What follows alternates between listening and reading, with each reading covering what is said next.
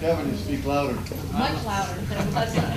I'm a senior at St. Ignatius High School, and recently during our football season this past fall, there was an incident within our community with an individual by the name of Justin Weinhorn. And some of you may know his name. He was the student who was walking home from the St. Rocco's Festival on the near west side of Cleveland, and he was severely beaten by a group of about 22 to 30 people to the point where his jaw was broken, he had several ribs broken, and when the ambulance took him away, the fire department had to be called to wash the blood off the sidewalk.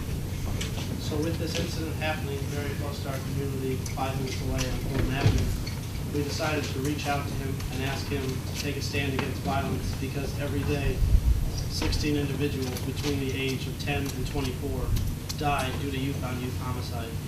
And if you do the math, that's almost 5,880. And if you make the gruesome comparison, which not many people like to do, in the Iraq War since March 15, 2003, we've only lost 3,478 individuals.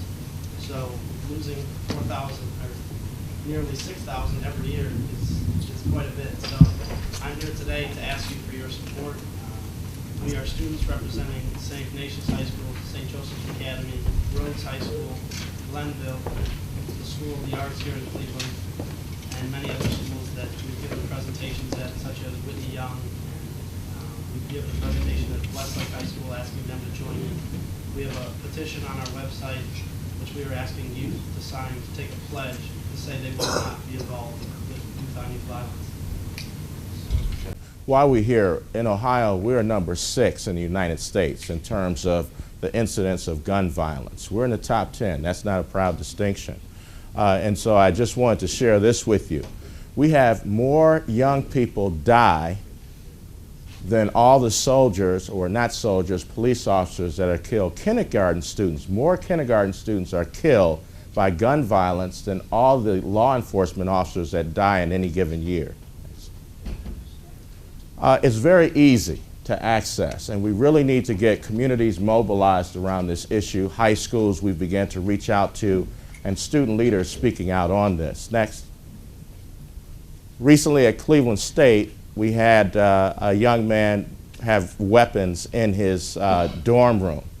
The unfortunate thing is he was a St. Ignatius student last year, okay? So that even lets us know at St. Ignatius it's possible anywhere. So what have we done?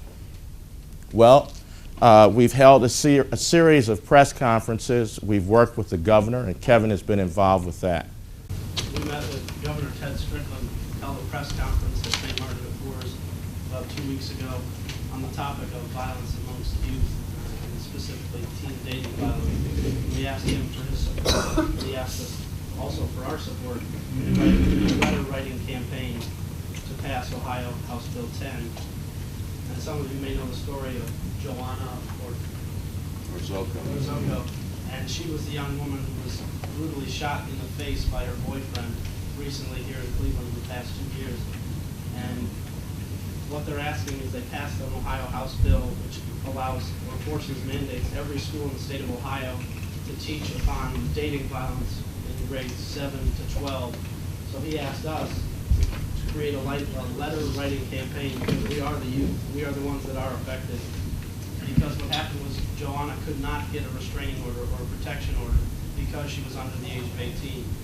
And they're trying to pass that and allow that, because violence does happen, and we are asking for your support. We're going to hold a press conference in Toledo on Saturday with the writer of that House bill. Toledo Blade will be there. We were on Channel 11 in Toledo because the bill is named in the honor of a person that was killed as a result of this. Real quick, what do we want from you? We are going to host a teen summit at St. Ignatius at the Breen Center on April 1st. We would like every student leader from every suburb and the city of Cleveland to be at that event. There's going to be leadership development training for student leaders at every major high school, we hope, of all the 67 suburbs and the city of Cleveland. We're fortunate to say that Mayor Frank Jackson has taken the lead and has included our students as part of his youth council. We're going to be training 26 student leaders in Cleveland that will in turn train 119. We had an extensive meeting at City Hall last week. with Council President Sweeney, Westbrook, and Simperman.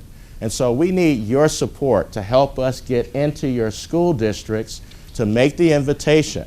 Or do you pave the way and give us that letter of introduction so that we can get your student leaders from your communities at that summit and also involved with us in doing a letter writing campaign to send to the state Senate president. We really need your help. And so we're definitely going to shed light on all of those that are involved with us.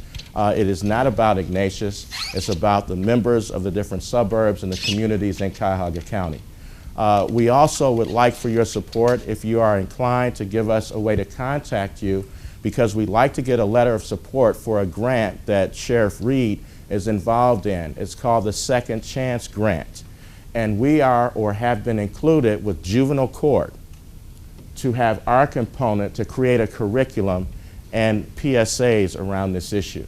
I know you have a compressed schedule, but please give us a way to access you so you can help us reach into your communities, your student leaders, and then the letters of support. We really need that kind of fast because, as Sheriff Reed knows, that deadline where it has to be submitted is March 4th. Sir, can you repeat the date and time of the event again, please? It will be April 1st from 9 to 4. Food will be provided, training for student leaders to be actively engaged around these issues. And sir, what's the venue?